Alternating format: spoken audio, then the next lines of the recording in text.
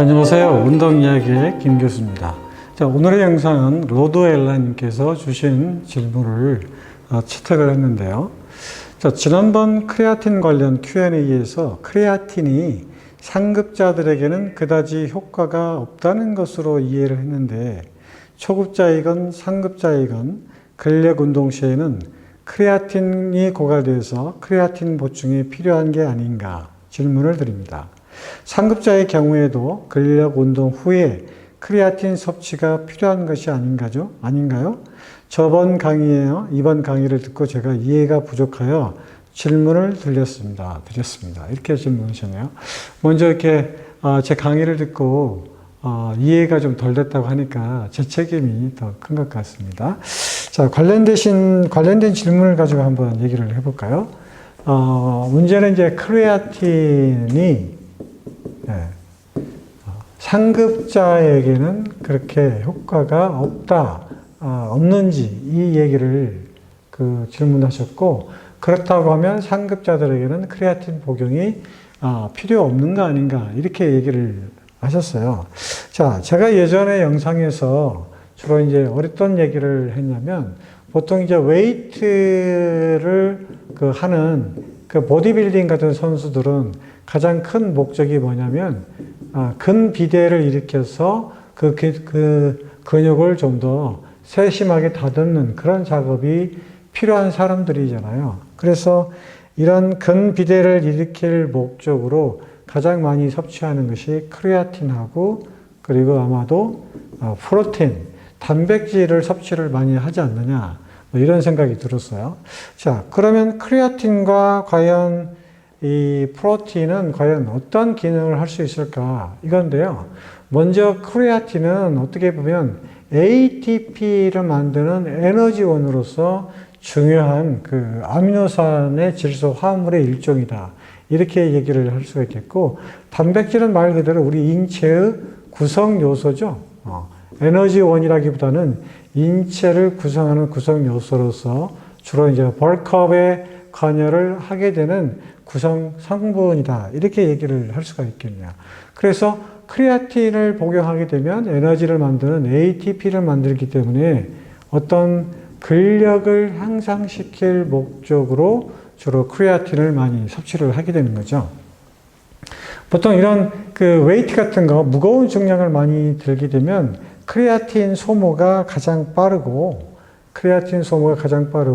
그 다음에 순서가 탄수화물이 사용이 된다고 해요.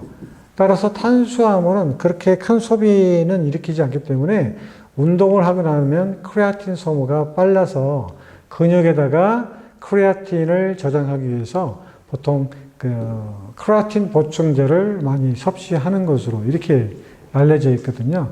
그래서 제 영상에서도 말씀드렸던 것처럼 크레아틴 모노하이드레이트 형태가 부작용이 없고 검증된 상태이기 때문에 크레아틴 섭취를 하는 것이 좋다. 운동 전에 하는 거나 운동 후에 하는 거나 큰 차이는 없지만, 아무래도 근력 운동을 많이 한 다음에 크레아틴 소모가 많기 때문에 그 근육에 다시 크레아틴을 보충하기 위해서 하루에 보통 3g 정도 섭취하는 것이 좋겠다. 이렇게 얘기가 되는 거고, 그 다음에 인체의 구성 요소인 단백질은 우리 인체를 구성하는 아미노산이 합성이 돼서 우리 근육을 만드는 거기 때문에, 특히 이제 중량 웨이트 하시는 분들한테는 굉장히 큰 물질이에요.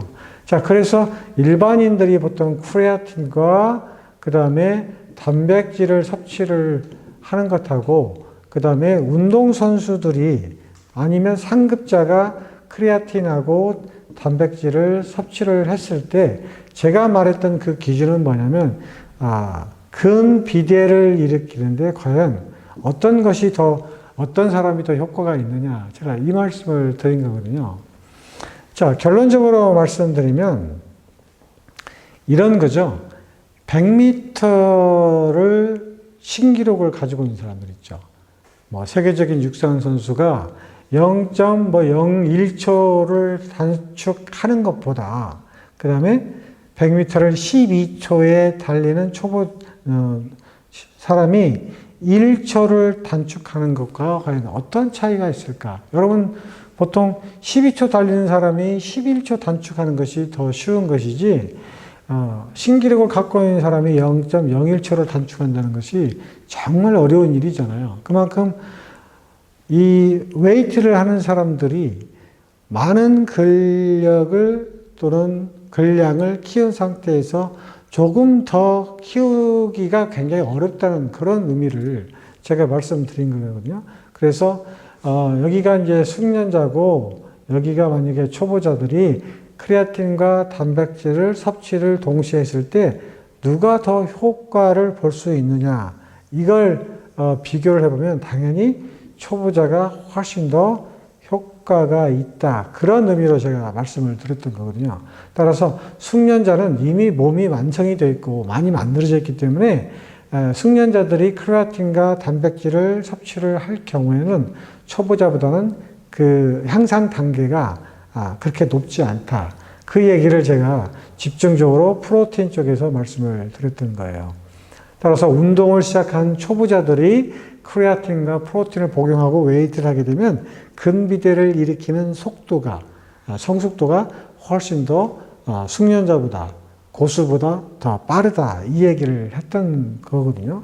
하지만 숙련자는 이미 근육량이 엄청나게 많고 초보자는 근육량이 적으니까 당연히 근육 쪽에 크레아틴 복용을 저장을 시키려면 누가 더 많이 섭취를 해야 되냐면 숙련자가 크레아틴 섭취를 초보자보다는 더 훨씬 많이 해주는 것이 너무나 당연한 거죠. 초보자가 3g 정도를 매일 섭취한다고 하면 숙련자는 최소한 5g 정도는 섭취를 해야 근육 쪽에 많은 양의 크레아틴을 저장을 해서 더 큰 ATP, 근력 향상을 가져올 수 있다. 이렇게 얘기할 수 있을 것 같습니다. 자, 오늘 그 질문 주셨던 로드 엘라님, 제 얘기가 잘 이해가 되셨기를 바라고요. 혹시 또 다른 그 생각이 있으시면 질문 주시면 또 답할 수 있는 기회를 만들어 보도록 하겠습니다. 자, 오늘은 로드 엘라님의 질문을 영상으로 만들어 봤습니다. 다음 질문에 가지고 다시 찾아뵙도록 할게요. 안녕히 계세요.